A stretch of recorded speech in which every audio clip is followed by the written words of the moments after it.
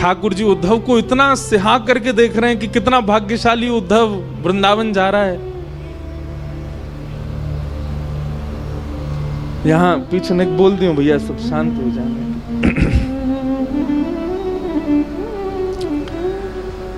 उद्धव जी ने जैसे ही रथ में आरूढ़ हुए, भगवान अरे नेक रुक उद्धव, नीचे आ। उद्धव बोले अब क्या बात हो गई ठाकुर जी? बोले नीचे तो आ। उद्धव जी नीचे आए, सो ठाकुर जी ने अपने गले ते काली कमली उतार करके उद्धव को पहना दी और अपने मुकुट में से मोर पिच्छ निकाल करके उद्धव को पहना दिया और अपने अंक में भर लिया। बोले अब जाओ। उद्धव जी बोले इसकी क्या आवश्यकता, आप मुझे ये क्यों पहना रहे हो? ठाकुर जी बोले बिना या के जाएगो तो ब्रजवासी तोते बात ना करेंगे, या को पहन के जाएगो तो ब्रजवासी इनको लगेगो कि हमारो सखा आयो है। अब जाओ। उद्धव जी महाराज रथ में बैठ करके जा रहे हैं, अपने ज्ञान का अभिमान भर करके जा रहे हैं प्रेम की नगरी में।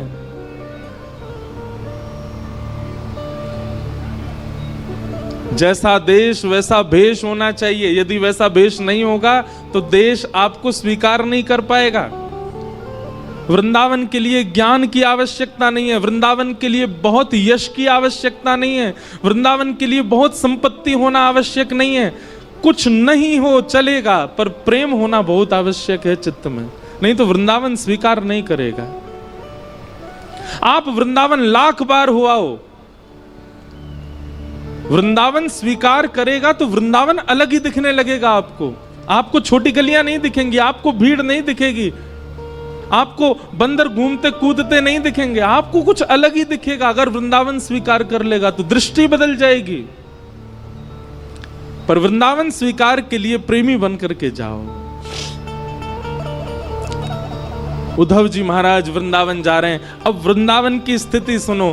अभी ठाकुर जी को ब्रज से गए हुए लगभग 4 वर्ष हो गए, 4-5 वर्ष ठाकुर जी को जाए हुए हो गए। और वृंदावन की स्थिति क्या है? आज भी इतने वर्ष ठाकुर जी के गए हुए हो गए, आज भी मधुमंगल, श्रीदामा, तन सुखा, मन सुखा, धन सुखा और ब्रजमंडल के समस्त गोप ग्वाल मथुरा के मार्ग पर आकर के बैठ जाते हैं और एक छांव के नीचे बैठ करके मथुरा की ओर देखते रहे। मैं कन्हैया आ रहे होगो, परसों की कह के गयो, आ रहे होगो। रोज प्रतीक्षा करते हैं इतने वर्षों से नित्य, और शाम तक प्रतीक्षा करते करते जैसे ही रात हो जाती है तो रोते रोते जाते हैं और नंद भवन के बाहर जाकर के कहते हैं अरे यशोदा, ओ मैया सुन, तेरो लाला आजो नहीं आयो। परसों की कह के गयो ना मैया, यही सोच के सो जाइयो कि आज नहीं आवेगो, परसों आवेगो। कल भी मैया यही सोच के सो जाइयो कि परसों आवेगो, परसों भी यही सोच के सो जाइयो कि परसों आवेगो। ऐसो दिन बता के गयो है कन्हैया, परसों बरसों बीत गई लेकिन परसों नहीं आ रही है, आयो नहीं। और रोते बिलखते सब ग्वाल बाल अपने अपने घरों में जाकर के सो जाते हैं। पर आज सब ग्वाल बाल बैठे हैं मथुरा के मार्ग पर देख रहे हैं। तभी स्वर्ण मंडित एक रथ वृंदावन की ओर आ रहा है। उस रथ को देख करके मधुमंगल, श्रीदामा, तन सुखा, मन सुखा, धन सुखा, सुबल, तोक, ठाकुर जी के सारे सखा, सब में मानो जैसे प्राण की लहर जैसी दौड़ पड़ी हो। अरे कन्हैया आ गयो, अरे हमारो लाला आ गयो, अरे देखो भैया सखा आ गयो, अरे आज परसों आ गई, आज तो कन्हैया आ गयो, अरे मथुरा ते रथ आ रहा भैया, अरे कोई जाओ, जाकर के पूरे वृंदावन में हल्ला मचाओ, व्यवस्था करेंगे, बंधन बार बांधेंगे, रोली लाएंगे, अरे भैया सारी भूल माफ कर देंगे, लाला को हृदय से लगाएंगे, हमारो लाला आ गयो। सब दौड़ने लगे रथ की ओर। मधुमंगल बोलो मैं नहीं जाऊंगा, तुम सब जाओ। या से बात ना करूंगा मैं, या को मुंह ना देखूंगा मैं। अरे जी बहुत बेकार है, या तो इतनो प्रेम कियो मैंने, इतने दिना बाद आ रहा है, कह दियो मधुमंगल तो तोते मित्रता तोड़ चुका है, तुम सबरे जाके मिल लो, मैं ना मिल लो। श्री दामा समझा रहा, अरे भैया लाला आयो, एक बार जोड़ते दौड़ के गले लगा ले, फिर भली नाराज है जाइयो, इतने साल बाद आ रहा है, मिल तो ले। मधुमंगल बोलो सही कह रहे हो श्री दामा, लाला बहुत दिना बाद आ रहा है, एक बार अंक से भर लूंगा कस के और फिर दारी के ऐसो दूर फेंकूंगा, मुझे फिर मत मिलवाइयो बातें जी, बहुत उद्यमी है, इतने दिना बाद आ रहा हो, चल चल चल दौड़ के सबर मिले बातें। सब ब्रजवासी दौड़ करके गए और बीच मार्ग में ही रथ रोक लिया, चारों तरफ से घेर लिया। सबके मुखमंडल पर प्रसन्नता है और नेत्रों में आंसू हैं। एक दूसरे को हाथ कस के पकड़ रखो है कि हमारो लाला आ गयो, हमारो कन्हैया आ गयो, देख अब ही उतरेगो रथ में से। तभी रथ का पर्दा हटा और भीतर से श्री उद्धव जी महाराज उतर करके नीचे आए।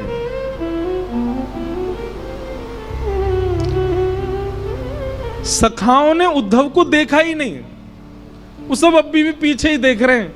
जे तो कोई सेनापति है, लाला आए होगो, अरे भैया राजा बन गो मथुरा को, अब वाको नाम बहुत बड़ो है गो, मथुराधिपति वसुदेव नंदन देवकी नंदन, मुंह पे तो बोले वो ना है जन कहा नाम है गो वाको।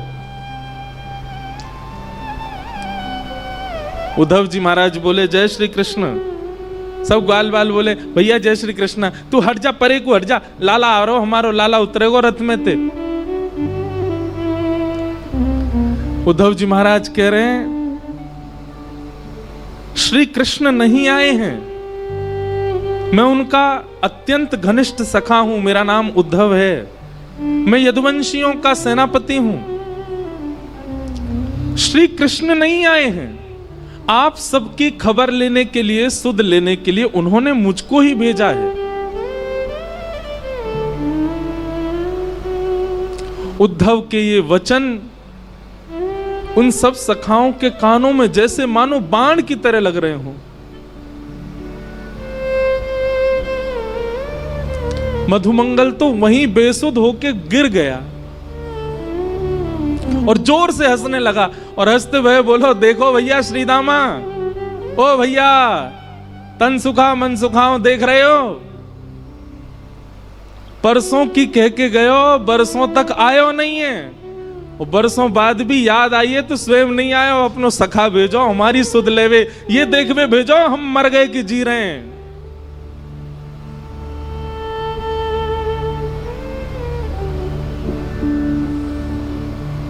उद्धव जी बोले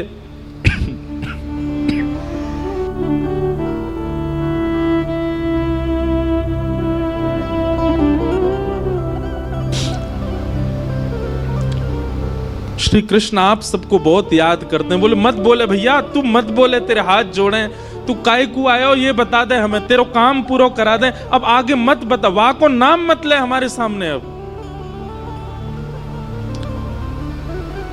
उद्धव जी महाराज बोले मुझे यशोदा मैया से मिलना है, मुझे नंद बाबा से मिलना है, आप में से कोई मुझे मार्ग बताएगा, नंद भवन कहां है, मैं चला जाऊं वहां पर। मधुमंगल बोलो मार्ग बताऊं तो को, आजा मेरे संग आ। उद्धव का हाथ पकड़ करके ले गए, एक छोटा सा जल का एक नाला जैसा बह रहा था। बोले या के किनारे किनारो चलो जाइयो, और जहां से ये जल उद्गम है रोए, जहां से ये जल आ रहे हो वही नंद भवन है, चलो जा जा। उद्धव जी बोले नाले का उद्गम नंद भवन से? पहली बार सुन रहा हूं, किसी घर से कोई नाला निकलता है क्या?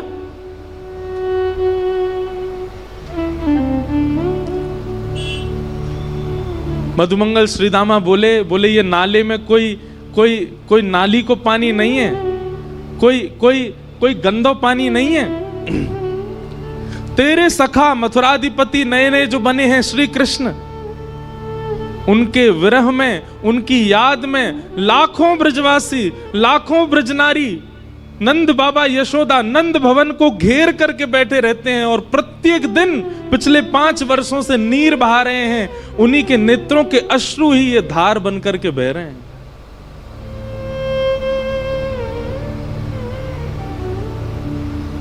उद्धव जी महाराज को जब ये बात पता चली कि ये ब्रजवासियों के विरहाश्रु हैं, स्तब्ध हो गए। एक प्रकार से मानो जैसे खून ठंडा पड़ गया हो उद्धव जी का, बुद्धि शून्य हो गई हो। ये कैसे हो सकता है? इतना संभव कैसे हो सकता है? उद्धव जी महाराज अब अपने ज्ञान के अभिमान को धीरे धीरे नष्ट कर रहे हैं। धीरे धीरे नष्ट, ज्यों ज्यों वृंदावन में कदम बढ़ा रहे हैं त्यों त्यों उद्धव जी शून्य होते जा रहे हैं। वृक्षों में देखते हैं तो वृक्षों पर बैठे हुए पक्षियों के भी नेत्रों में अश्रुबिंद दिखते हैं। क्यों? वो पक्षी भी उसी रथ की ओर देख रहे थे कि श्री कृष्ण आए होंगे।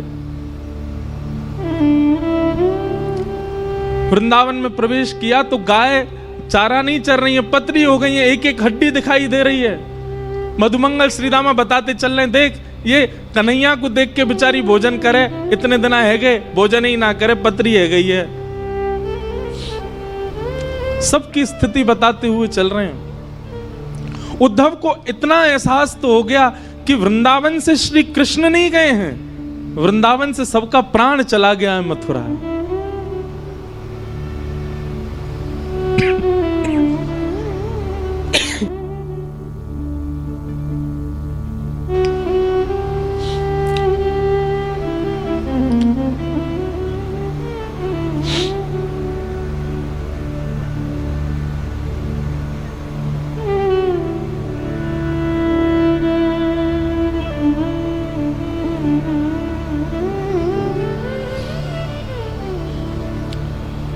मधुमंगल की वाणी में परमानंद दास जी ने एक पद गाया है,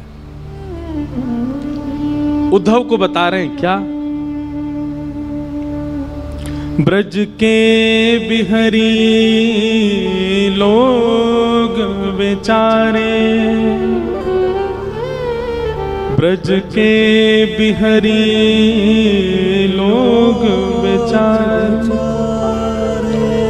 बिन गोपाल ठगे से ठाड़े, अति दुर्बल तनहारे, ब्रज के बिहरी लोग बिचारे।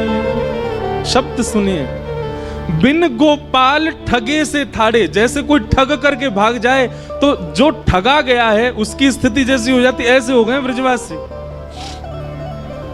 बिन गोपाल ठगे से ठाड़े, अति दुर्बल तनहारे, ब्रज के बिरही लोग बिचारे।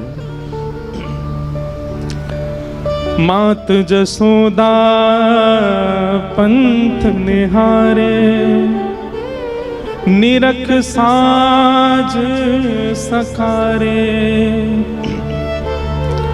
माता यशोदा पूरे दिन चिंतन करती रहती हैं कि कन्हैया आवेगा। उद्धव जी महाराज नंद भवन जब पहुंचे,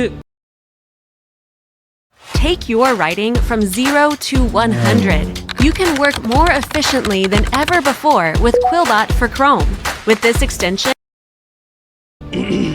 चिंतन निरख साज सकारे। माता यशोदा पूरे दिन चिंतन करती रहती हैं कि कन्हैया आवेगा। उद्धव जी महाराज नंद भवन जब पहुंचे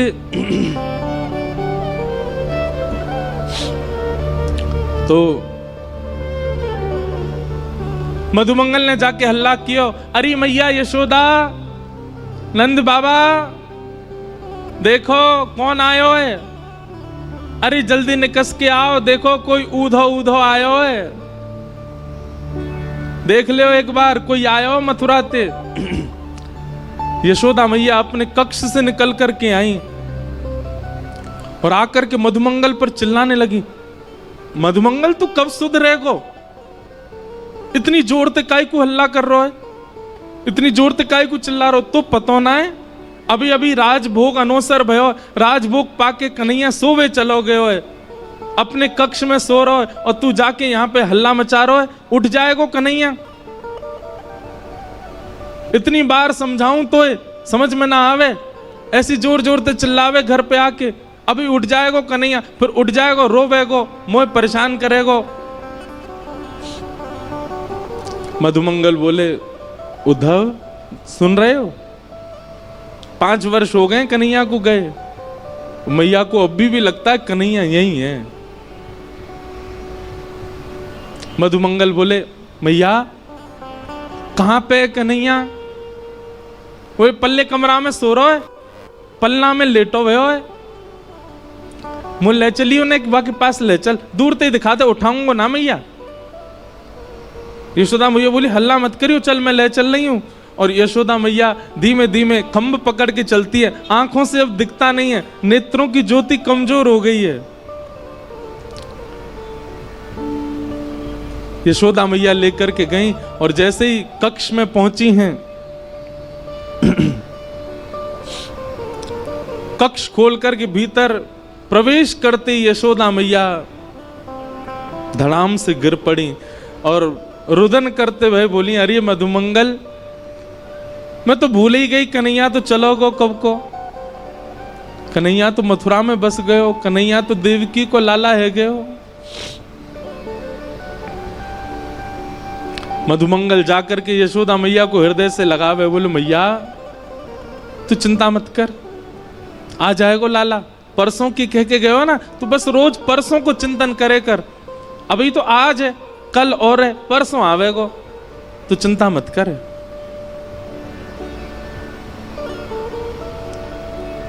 मधुमंगल जी बोले उद्धव और क्या देखना है बताओ। उद्धव जी महाराज स्तब्ध होकर के सब स्थिति देख रहे हैं। उद्धव जी मन में सोच रहे हैं मैंने विरह देखा है, मैंने व्याकुलता देखी है, पर इतना विषम विरह मैंने नहीं देखा, इतना कठिन व्याकुलता मैंने नहीं देखी कहीं भी। इतने में नंद बाबा आ गए। नंद बाबा ते चलो ना जाए, नंद बाबा बड़ी मुश्किलन ते अब अपने पाम धरें, कहीं भी पैर रखें तो मानो जैसे कछु चुभे चरणन में। मधुमंगल बोलो उद्धव देख, जे नंद बाबा हैं कन्हैया के पिताजी,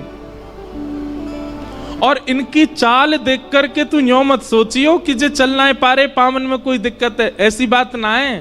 तो बोले जाद नाते कन्हैया ब्रज छोड़ के गयो, इनने पादुका नहीं पहनी चरणन में, बिना पादुका पहने गैया चरावे जामे, बिना पादुका पहने खेतन में जामे, बिना पादुका पहने गिरिराज जी चले जाएं, वही से इनके चरणन की सबरी बेरी फट गई हैं। संकल्प ले रखो है, जादना कन्हैया आवेगो वही दिना पादुका पहनूंगो।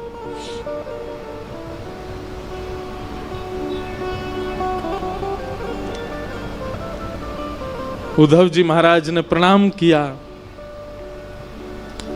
नंद बाबा ने जैसे ही काली कमली देखी, उद्धव जी को हृदय से लगाया, बोलो भैया तू हमारे लाला को सखा है? बोले जी मैं संग ही रहता हूं।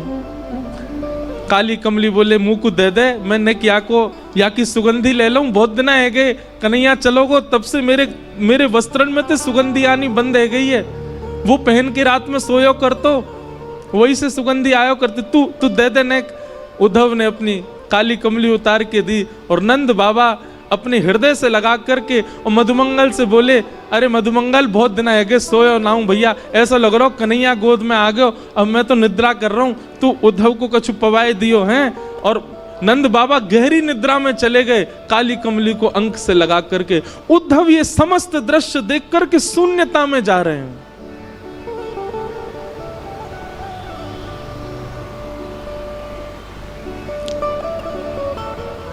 मधुमंगल बोले चल उद्धव तो को गोपीन से मिला के लाऊं मैं। नंद भवन के पीछे विहंगम वन में समस्त गोपियां बैठी हैं और एक वृक्ष के नीचे उद्धव जी जाकर के खड़े हो गए।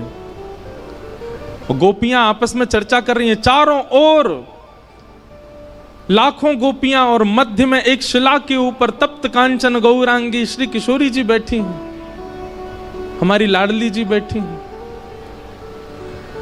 उद्धव जी खड़े खड़े सबकी बात सुन रहे हैं। तभी एक गोपी कहती है, कल तो कन्हैया ने मेरे संग बहुत ही बुरा किया। बाकी सब गोपियां बोली, कहा कियो?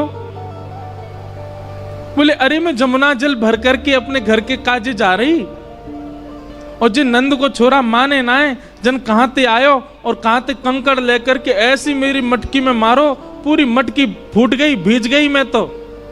और जैसे ही मैं भीजी पीछे पीछे भाजी, मैंने की लाला तू ऐसो उधम काय को करा करे? तो मुझे बोलो, अरे गोपी तू बहुत दिनांते नहाई नाए तो मैं ते दुर्गंध आवे, तो मैंने तो आज नवाए दई। मैंने की रुक जा, दारी के तो जमुना जी में फेंक